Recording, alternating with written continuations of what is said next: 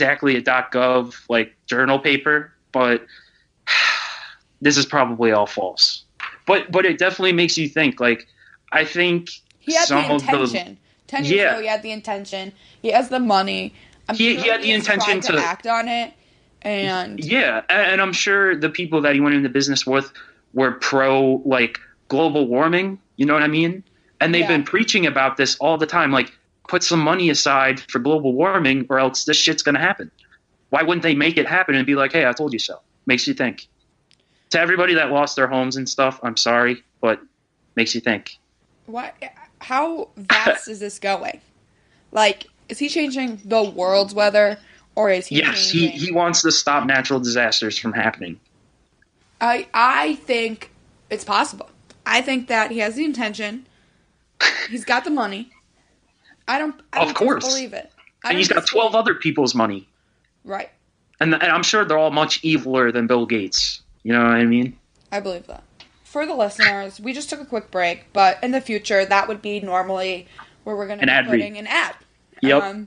So another plug. Any CEOs out there, or creative directors, or advertising money that they want to give us. We also have our Venmo links in the caption, comments, whatever you want to call it, because we are taking time out of our day to do this. We're doing you a service, right? Okay, this show is basically a free textbook, so take it as you will. Like, which that's a great idea.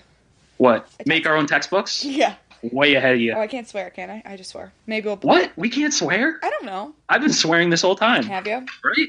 All right. So I called Dick Cheney a fucking scumbag. I think. If not, I already did. Said it again. Yep. So I tackled a big one in our first podcast. You took a massive leap. Yeah, I took a big undertaking with Area 51, guys. I got into Area 51, quite some years ago, but it came to my attention this past week when there was a news article that the government was seeking a flight attendant for a top secret airline.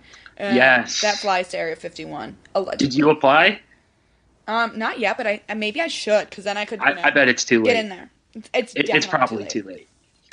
So I'm going to go into history of some Area 51, which is out in, I believe, Nevada. Its New primary Mexico, purpose right? is unknown. However, it is believed that it likely supports the development and testing of experimental aircrafts and weapons. But the conspiracy lies around UFOs and storage and examination of crashed alien aircrafts. So the U.S. has given minimal information in the past about the area and surrounding the lake. It's permanently off limits to civilians and normal military air traffic. So that in itself should probably freak us out. You're not allowed to fly over this area, even if you're normal military aircraft. Right? Right?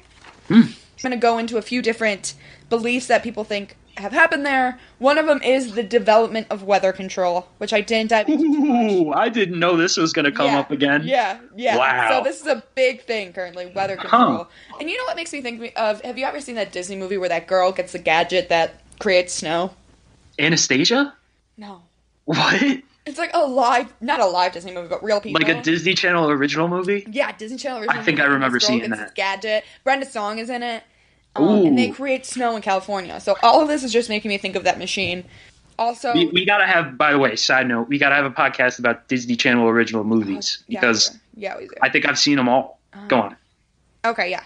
So it's also known for meetings or undertakings with ETs, extraterrestrials, aliens, whatever you want to call them. Lizard people, right? Lizard people. Development of time travel and teleportation technology. Okay. Development of exotic energy weapons like lasers. Of course.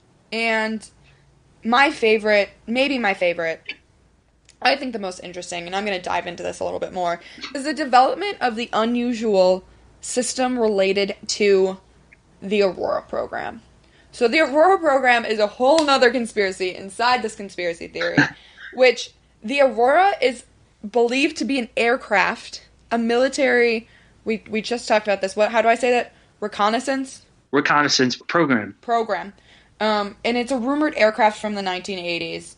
In 1985, the U.S. budgeted for $445 million So with inflation, that's probably like well over $1 billion. Yeah. Yeah. For this unknown Aurora program that was never described, never descripted, and it's believed that it was an aircraft, an enemy-based military aircraft that was in production in the 80s. And then in 1987, that budget reached $2.3 billion in 1987. Wow. And there have been some sightings of this. A British guy and his girlfriend saw it in 1989 in the sky. So it's believed to be like this black, like alien triangle-looking aircraft. You guys can look it up, or I'll put a link in it. It looks like a floating pyramid, like a Star Wars thing. Like a Star Wars-looking black aircraft. Going like 1,000,000 miles an hour. Yeah. Just zooming. Yeah. Mm. And that wasn't that like the heart of the Cold War too? In the 80s, yeah. And then in 1992, someone in Texas, and he provided the photographs for it. He heard sounds in the sky, looked up, and saw this alien-looking ship in the sky. And he ran and got his camera and took a photo. I don't know. I don't know. Is the photo grainy? Did you see it? It's not grainy. Like, there's like pretty like vivid pictures of this thing, but whether or not it's Aurora, whether or not it's used for enemy uses, whether or not it involves aliens is unknown.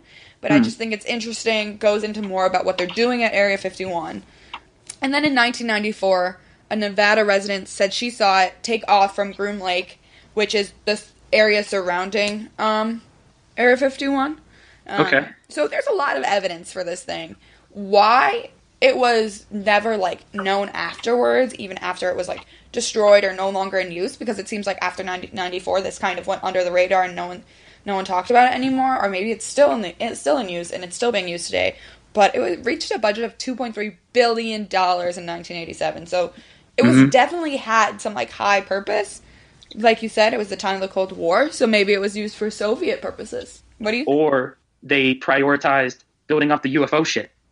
Because it wasn't, like, the Area 51 thing, like, having to do with Eisenhower, too? It, like, goes all the way back to Eisenhower? Yes. He had, like, a conference with the little gray aliens, the lizard people, and the different species of aliens that were, like... the 1950s, I read into that. 1955 or something, he got a group of government officials. They, went into Area 51. I picture Area 51 to be, like, a big office building of just... aliens and underground humans, like, just, hanging out, passing each other, like, hey, Joe, hey, Bill, like, how's your day? Eating brunch together, like, just hanging out, like, oh, I can't wait till Friday, like that. Yeah. Supposedly, there is another place like that called Edgewood, I think, that's out by there. It's, like, it's supposedly an underground building that's the size of, like, a small town, and lizard people work there, the gray aliens work there, and then, like, regular humans work there. And once you can't really make it out of that building. I would assume. Exactly. And just so you know, that those people I actually have in my notes here that worked with Eisenhower are called the Majestic 12. And it was an alleged secret committee of scientists, military leaders, government officials formed in 1947 by Eisenhower to facilitate recovery and in the investigation of an alien spacecraft. That's so funny because... Your average Republican, like my grandparents are very traditional Republicans. Yeah. They love Eisenhower, and he was a great president. But it's also funny to like bring up to them, like, also he was like the chillest with aliens too. Yeah, like, what do you think about Area 51? I heard he like basically made that happen with aliens, alien spacecrafts, like they exist. Yeah. Now that I kind of touched on everything that is believed to happen at Area 51, I'm gonna go into some people who said that they've been there. Which I have a hard time believing because these people would probably be arrested if they actually had been there and they started talking about it, I would think. They would probably have some huge government issues, I would think. They got suicided. Yeah. So in 1989, Bob Lazar, maybe we should give him a call, contracted on Area 51 with the alien craft the U.S. had in possession. So he was a contractor, like, for the U.S. government. His name is Bob Lazar. I'm writing this info down. Yeah. In 1996, Bruce Burgess, he interviewed with a mechanical engineer who claims he worked on a flying disc simulator, which had been based on disc originating from an ET from a crashed aircraft. And was so they were just like, to hey, train US check pilots. this thing out. Like, yeah, so he was this has nothing to do with real life or anything, but this is really cool. He was dissecting the alien aircraft, and it was then used to train US pilots afterwards. So they were basically trying to create alien mechanics, like alien auto mechanics, basically. I guess so. Like they were trying to replicate what they created. Besides the Aurora aircraft, this is my second favorite part of the story because we have 2 counts of people saying that they interacted with an alien named J-Rod. So, the same guy that was interviewed in 1996 saying that he was working on that train U.S. pilots for the crash, he said he worked with an alien named J-Rod and described him as a telepathic translator. What the fuck? Yeah. What do you think that means? He's a psychic. Like, what? Yeah, what do you? How do we know he can do telepathy? How do we know that? J-Rod. And then in 2004, another guy said that Dan Crone, said that he worked with J-Rod alien, and his this is my favorite. His scholarly credentials are iffy because he said he was a parole officer in California while he was earning a PhD at SUNY. It doesn't describe which SUNY, but we both... He just goes to SUNY? I go to the State University of New York. We are alum of SUNY.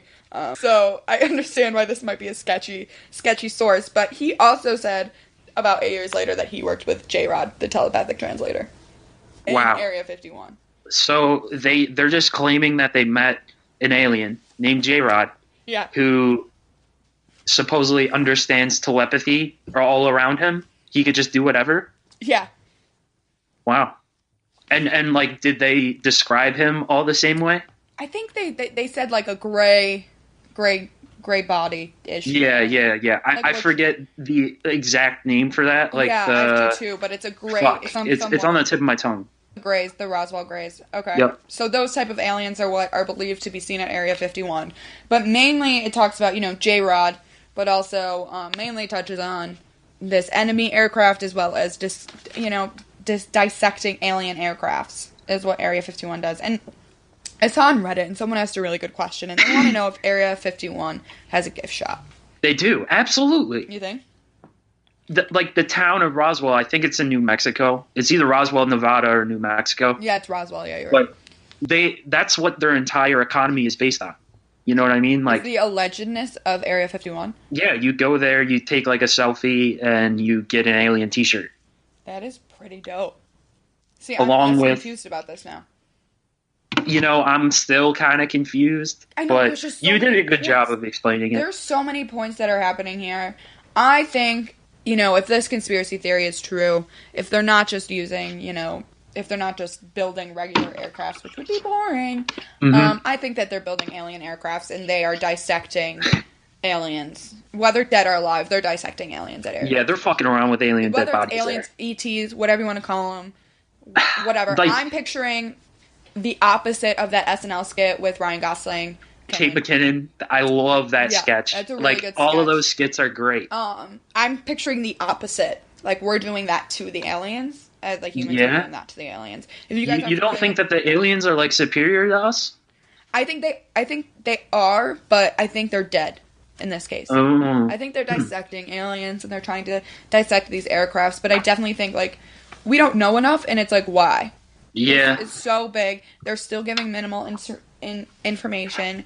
I think all that they have let out is that it's likely it supports the testing of experimental aircrafts and weapons, which could mean anything.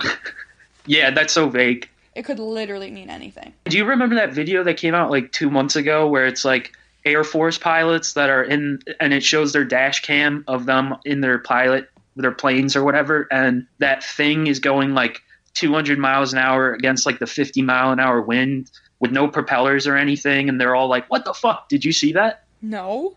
Oh my god. I can't believe you didn't see that. I'll send it to you after the show. But like the aliens are confirmed real. Like if this video is legit, like nobody really knows, and it is grainy, but it looks legit. I like that topic. I'm sure we're gonna touch on it more because there's so many Yeah. I mean, we're gonna talk way more about aliens, and